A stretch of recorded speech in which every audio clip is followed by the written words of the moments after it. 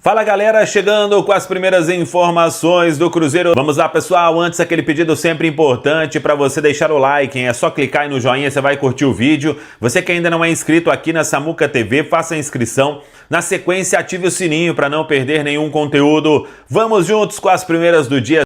Fala galera, chegando com as primeiras informações do Cruzeiro nesta segunda-feira. Quinta-feira tem um grande duelo diante do Flamengo, que conquistou uma vitória de virada, o grande vencedor da rodada. Flamengo abrindo vantagem na liderança, Cruzeiro perdeu, Palmeiras perdeu. Vamos trazer a situação de tabela, os preparativos para o duelo de quinta-feira com o Maracanã lotado. 3 crias da Toca jogando com a seleção brasileira na Copa do Mundo de Clubes Sub-20. Tudo isso você confere a partir de agora na Samuca TV. Ontem teve estreia da seleção brasileira Copa do Mundo Sub-20 no Chile. Brasil e México empataram por 2-2. O Brasil saiu perdendo. O goleiro Otávio do Cruzeiro fez um milagre na cabeçada do jogador do México. No rebote, o México saiu na frente. A seleção brasileira virou. E no finalzinho, o México fez o gol de empate, 2-2 neste primeiro jogo da seleção brasileira, que teve Otávio e Bruno Alves como titulares. Bruno Alves até com atuação elogiada na zaga da seleção brasileira. E depois entrou o Murilo Hickman aos 32 minutos do segundo tempo. O Juan Gabriel não jogou, foi o cruzeirense aí que não foi acionado pelo técnico Ramon Menezes. O primeiro jogo então da seleção brasileira, o Brasil volta a jogar no dia 1º contra a seleção do Marrocos e fecha a participação no grupo C, enfrentando a Espanha no dia 4 de outubro, que a seleção brasileira aí possa avançar neste momento, que é importante aí para os crias da Toca. E nesta segunda-feira tem a estreia da seleção colombiana. A seleção da Colômbia vai enfrentar a Arábia Saudita. E por que eu estou falando isso? Porque há a chance de ver Neisser Villarreal, o atacante que assinou pré-contrato com o Cruzeiro. Ele joga na seleção da Colômbia Sub-20 e todo mundo terá a chance aí de acompanhar então nesta segunda-feira. A segunda-feira é de preparação na Toca da Raposa 2, porque o Cruzeiro joga na quinta diante do Flamengo no Rio de Janeiro. Por falar em Flamengo, o grande vencedor na rodada. O Flamengo foi amassado pelo Corinthians no primeiro tempo, no jogo na Neoquímica Arena, com direito à cavadinha de Yuri Alberto no pênalti, que o goleiro Rossi pegou. O Corinthians desperdiçou muitas oportunidades. E aí vem para o segundo tempo, até consegue sair na frente com o gol de Yuri Alberto, mas leva a virada com gols de Arrascaeta e Luiz Araújo. O Flamengo mesclou aí o time, tem um banco muito forte, e agora o Flamengo chegando a 54 pontos na liderança isolada, abrindo 4 em relação ao Cruzeiro e abrindo 5 pontos em relação ao Palmeiras. O Flamengo tem um jogo a menos em relação ao Cruzeiro e um jogo a mais em relação ao Palmeiras. E agora a tabela tem o Flamengo em primeiro, 54, o Cruzeiro em segundo, 50, Palmeiras em terceiro, 49, Mirassol quarto, 42, Botafogo quinto, 40, Bahia o sexto, 40. O São Paulo joga hoje com o Ceará. São Paulo é o 7º colocado, tem 35 pontos. E é este Flamengo, então, que enfrenta o Cruzeiro, recebe o Cruzeiro, né, na quinta-feira, 8h30 da noite. Vamos estar lá no Maracanã para contar a história deste grande jogo. O Cruzeiro treina nesta segunda-feira na Toca e dá sequência na preparação. Assim como o Cruzeiro, o Flamengo não perdeu ninguém por suspensão. Vamos ver o que fará o Felipe Luiz ao longo aí da semana no Flamengo, e a expectativa deste início de semana no Cruzeiro é se Sinisterra vai treinar com o grupo para passar aí a ser uma opção para o técnico Leonardo Jardim na quinta-feira no Maracanã.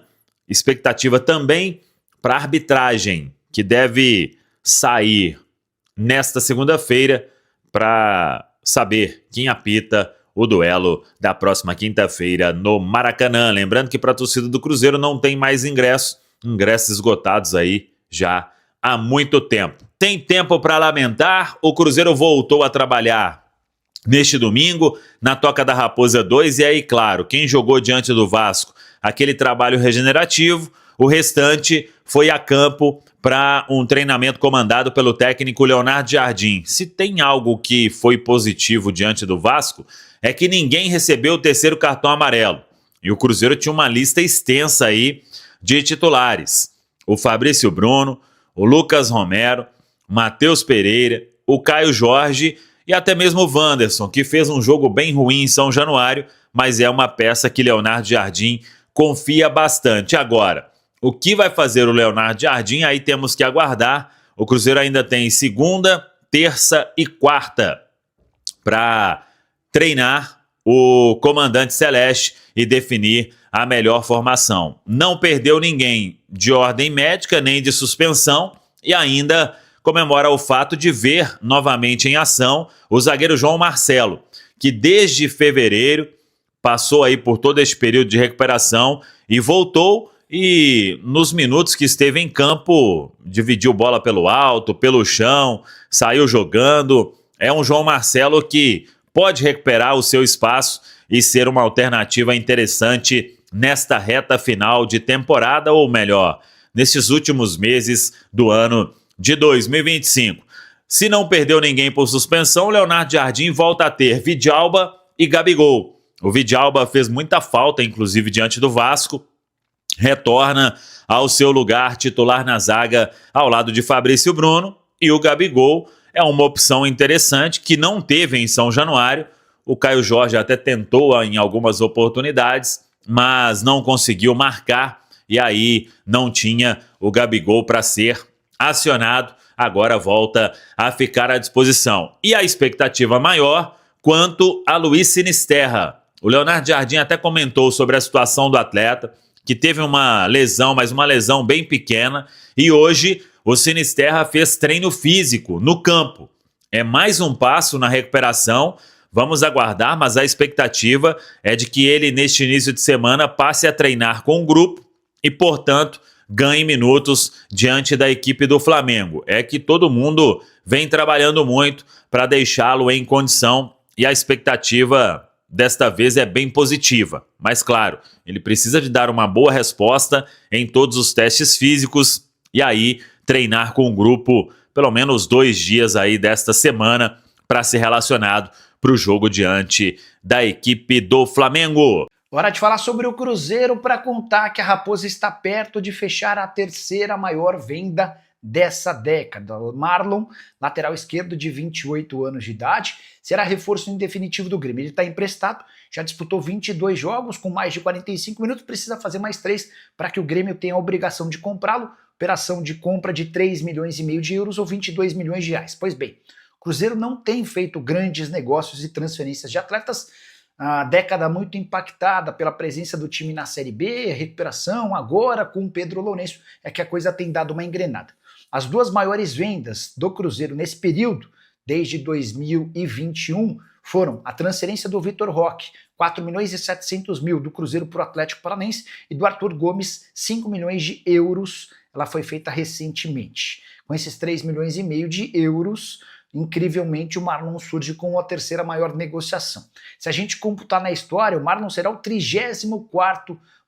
34ª maior transferência da Raposa, se igualando ao Mike. O Cruzeiro não tem grande histórico de transferência de jogadores, e todas as maiores há bastante tempo. A principal delas, a do Giovani, que se transferiu do Cruzeiro para o Barcelona em 2001 por 20 milhões de euros. O Fred trocou o Cruzeiro pelo Lyon em 2005 por 15 milhões e 600 mil euros. Na sequência aparecem Everton Ribeiro, Ricardo Goulart e Arrascaeta, 15 milhões de euros da transferência de cada um desses atletas.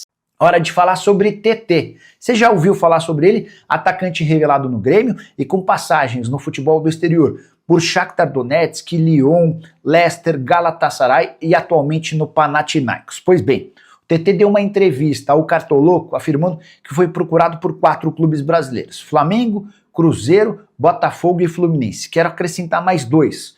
Corinthians e o Bahia também demonstraram interesse em contratá-lo na última janela de inscrições, que fechou recentemente. O TT tinha dito o seguinte, abre aspas, tenho vontade sim de voltar ao Brasil e vários clubes me procuraram, inclusive nessa janela. Teve Flamengo, Botafogo, Fluminense e Cruzeiro.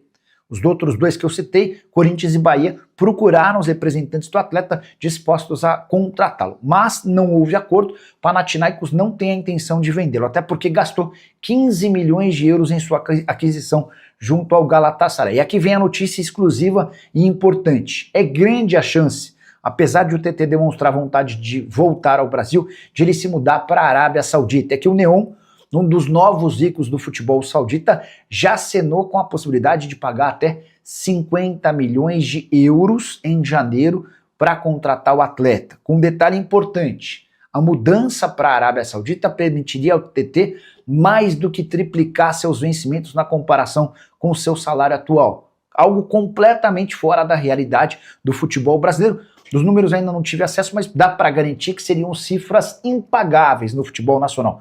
Ele ganharia na Arábia Saudita muito mais, por exemplo, do que o Memphis Depay, que custa 6 milhões de reais por mês ao Palmeiras. Diante disso, dá para descartar que TT hoje com 25 anos de idade tenha chances de retornar ao futebol brasileiro tão cedo. A tendência é que ele continue fazendo o seu pezinho de meia no exterior para voltar ao Brasil um pouco mais velho.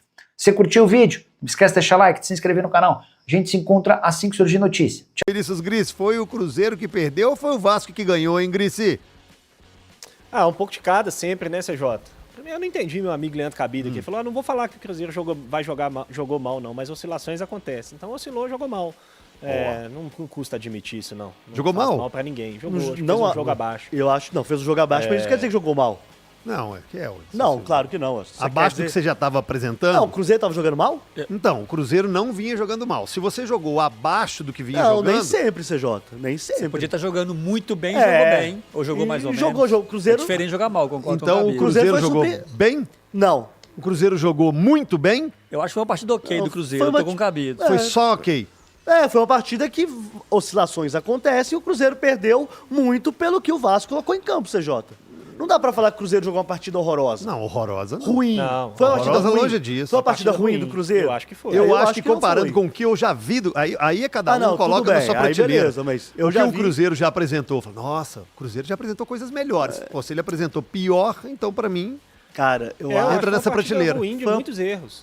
Não foi um jogo horroroso, nada disso, mas foi uma partida ruim pela quantidade de erros que o Cruzeiro não costuma cometer e que o campeonato não permite que se cometa, né? A verdade é que o Campeonato Brasileiro ele tem um equilíbrio muito grande e que qualquer time que errar como o Cruzeiro errou, ele provavelmente vai perder os jogos. E acho que foi o que aconteceu. Então, acho que não foi uma boa atuação do Cruzeiro. Óbvio que tem muitos méritos do Vasco. É muito injusto um jogo onde só um time pode ter o Fernando Diniz como técnico, né? Isso é uma injustiça gigantesca, diga-se de passagem. Senti aí, hein? Olha aí, Mas cutucadas. o Vasco fez um jogo muito inteligente. É lógico que aproveitando do gol no começo, né? O gol no começo ele muda completamente o jogo. A gente já falou disso aqui incontáveis vezes. E aí acho que é algo que o Cruzeiro precisa ter atenção, né, nesse momento, porque por muito tempo o Cruzeiro foi o time do gol cedo no Campeonato Brasileiro, né? O time que começava fazendo gol e nos últimos jogos ele tem sido o time que começa tomando gol, né? E isso acho que tem que ser um ponto de preocupação para o Leonardo Jardim. Nos últimos jogos do Cruzeiro saindo atrás no placar, algumas vezes com gol muito cedo. E isso tem dificultado o processo, porque a forma como o Cruzeiro joga é importante você não estar atrás no placar, né? Então, isso tem sido um dificultador e foi de novo. O Vasco foi muito inteligente para se defender, o Vasco defendeu muito bem. O Cruzeiro teve muita dificuldade para produzir boas chances, e aí quando esteve mais próximo do gol, acabou não tomando decisões muito felizes, com muitos erros. Acho que o Matheus Pereira fez um bom jogo de novo. O Matheus Pereira tem tido um nível, uma consistência em termos de apresentação muito grande. Quando percebe que as coisas não estão funcionando, ele baixa para buscar a bola cada vez mais atrás e participativo e não se omite. É um jogador muito importante nesse modelo, mas os outros homens de frente tiveram uma noite abaixo, uma noite ruim, né? O Caio Jorge não conseguiu produzir muito, tomando algumas decisões ruins. O mesmo dos pontas, né? O Wanderson e o Christian também não fizeram um bom jogo, os laterais não foram tão bem, enfim. Foi um jogo bem abaixo do Cruzeiro em relação ao que vinha apresentando e uma derrota justa. Acho que a única boa notícia para o Cruzeiro nesse jogo foi o fato de ninguém ter tomado cartão amarelo. Né? Acho que é a única coisa positiva que dá para se tirar desse jogo. E isso mostra o quanto foi uma atuação, ao meu ver, repito, ruim do Cruzeiro. Não é péssimo, não é para se desesperar, não é para dizer que tem que mudar tudo daqui em diante de novo. Não, o Cruzeiro segue vice-líder do campeonato. Vai ter um jogo, ao meu ver, decisivo na quinta-feira para pretensão. Né? Se o Cruzeiro pretende disputar o título do Campeonato Brasileiro, ele vai precisar buscar ponto no Maracanã. O Flamengo abrir 7 pontos, faltando 12 rodadas para o fim do campeonato, com um jogo a menos do que o Cruzeiro, acho que não pega mais. Então, assim, vai ter um jogo decisivo na quinta-feira e vamos ver como é que vai se recuperar aí dessa derrota diante do Vasco. Não concordo com o Gris, com você, CJ. Acho que o Cruzeiro fez uma partida boa, uma partida ok. Não, O Cruzeiro... é ok, amigo. Não, Boa mas é é uma diferente coisa, de ok é ruim, outra. gente. É diferente de ruim. Não, ok, beleza, mas ou é boa ou é ok. Não consigo ver ok e boa na mesma prateleira. Então, por exemplo, eu coloquei na prateleira de ruim. Eu vou te falar, Ok. o que eu acho que o Cruzeiro foi o que eu acho que foi ruim. O Cruzeiro acho que defendeu pior do que ele vem se defendendo. E isso O Cássio será fez- que é por conta do Vidalba? Não sei. ausência? Não sei. Assim, eu vi algumas pessoas até colocando uma certa culpa no Jonathan Jesus no gol. Eu acho muito mais mérito do Cauã do que um erro do Jonathan Jesus naquele lance. O erro de tempo de bola do Kaique ficou evidente. E depois, quando ele cruza, o Jonathan Jesus está preocupado com o Verratti nas costas, que é o grande cabeceador. Se a bola vai no Verratti, ele ganharia o duelo do Verratti. E o Cauã vem de trás da marca do pênalti ali, que na Ryan. teoria... Hã?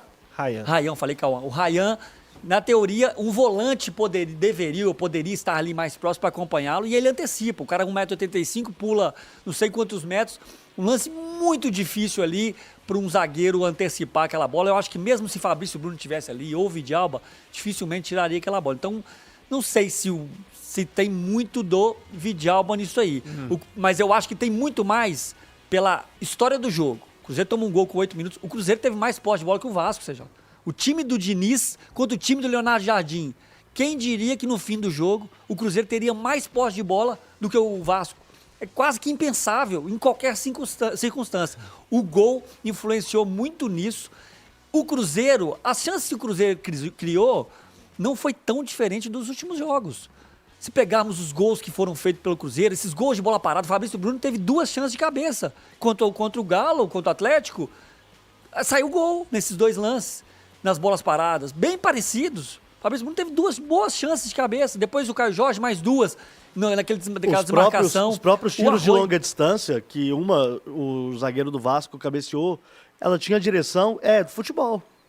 O Arroio teve uma chance, o Christian teve uma boa chance, concordo com o Gris, o Matheus Pereira fez uma boa partida do Matheus Mais Pereira. uma, né? Mais muito lúcido, toda a bola que caía no pé dele, ele tinha uma lucidez. E aí, como o Cruzeiro foi um time até um pouco diferente do que é o normal, jogando com mais posse de bola, ele acabou sofrendo mais atrás. Acho que ele deu mais espaços que ele não dá. Então, defensivamente, acho que o Cruzeiro piorou nesse jogo, mas ofensivamente não viu o Cruzeiro criando muito menos do que vem criando.